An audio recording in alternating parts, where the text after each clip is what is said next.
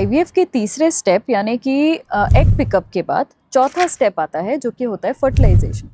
ये step lab के अंदर किया जाता है। हाय दोस्तों, मैं हूं डॉक्टर देवांशी मिश्रा। मैं बंसल हॉस्पिटल भोपाल में निसंतानता और स्त्री रोग की विशेषज्ञ हूं। इस वीडियो में हम डिस्कस करेंगे कि फर्टिलाइजेशन की प्रोसेस किस प्रकार की जाती है और किस प्रकार एम्ब्रियोज बनाए जाते हैं। पिकअप की प्रक्रिया के बाद जो हमें सीओसीज मिलते हैं यानी कि क्यूमुलस oophorus कॉम्प्लेक्स, उनको कम से कम 2 घंटे तक हम कल्चर करते हैं इंक्यूबेटर में, जिससे कि उनका फाइनल मैचुरेशन हो जाता है एग्स का।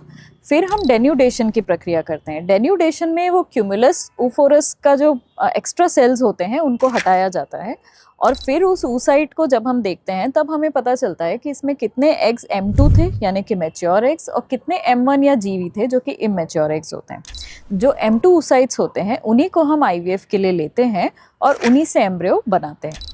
तो इस प्रकार हम एग्स को प्रिपेयर करते हैं। इस स्पर्म की प्रेपरेशन हम डबल डेंसिटी मेथड से करते हैं और उसमें हम प्रेफर करते हैं कि हमें उसी दिन का फ्रेश सैंपल मिल जाए। यदि सीमन सैंपल तो बेटर है, और अगर फ्रेश सैंपल ना हो तो हम फ्रोजन सैंपल को पहले थॉ करते हैं, फिर हम उसे प्रिपेयर करते हैं। एग्स और स्पर्म प्रिपेयर होने के बाद ये डिसाइड किया जाता है कि हम कन्वेंशनल आईवीएफ करेंगे या इक्सी करेंगे। कन्वेंशनल आईवीएफ में एक एग के साथ हजारों स्पर्म्स को इंक्यूबेट किया जाता है और नेचुरल सिलेक्शन के थ्रू उसमें फर्टिलाइजेशन की प्रोसेस होती है। और इक्सी में हम एक इक्सी डिश प्रिपेयर करते हैं जिसमें कि फिर हम एक एक एग के अंदर माइक्रो मैनिपुलेटर नाम की मशीन की मदद से एक एक एग को होल्ड करते हैं और उसमें एक एक स्पर्म को इंजेक्ट करते हैं। इस प्रकार फिर हम एम्ब्रियो बनने के लिए रखते हैं। तो आईवीएफ की प्रक्रिया के बाद हम नेक्स्ट डे सुबह फर्टिलाइजेशन चेक करते हैं कि उनमें से कितने एग्स फर्टिलाइज हुए हैं। जो भी एग्स फर्टिलाइज होते हैं वो 2PN स्टेज में हमें मिलते हैं, यानी कि उसमें हमें 2 प्रोन्यूक्लियाई नजर आते हैं, जिससे कि हमें समझ आता है कि ठीक है, ये एग फर्टिलाइज हुआ है। फिर हम इन फर्टिलाइज्ड एग्स को कल्चर होने के लिए इंक्यूबेटर में कल्चर मीडिया में प्लेस करते हैं और फिर धीरे धीरे ये एम्ब्रियो डेवलप होना शुरू होता है। तो इस एम्ब्रियो की जो एज होती है वो आवर्स के हिसाब से बताई जाती है। आम भाषा में हम इसे डे 1, डे 2, डे 3 इस तरीके से बोलते हैं।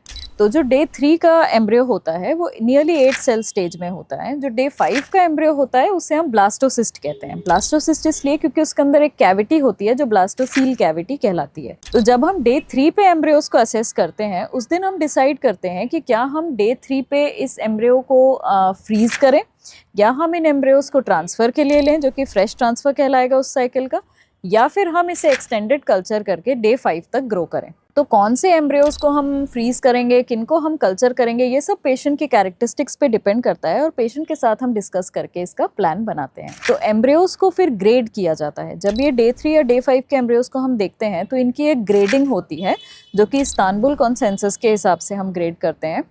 ग्रेडिंग से हमें समझ आता है कि कौन से अच्छे एम्ब्रियोज हैं और एम्ब्रियोज को हम रैंक करते हैं। तो रैंक वाइज जो बेस्ट एम्ब्रियोज होते हैं सबसे पहले हम उन्हें ट्रांसफ़र के लिए सिलेक्ट करते हैं। आईवीएफ लैब में बेस्ट आउटकम्स पाने के लिए बहुत ज़रूरी है कि ये लैब बहुत अच्छे से मेंटेन होता हो, रेगुलरली ऑडिट होता हो, लैब की मेंटेनेंस पे ध्यान दिया जाता हो।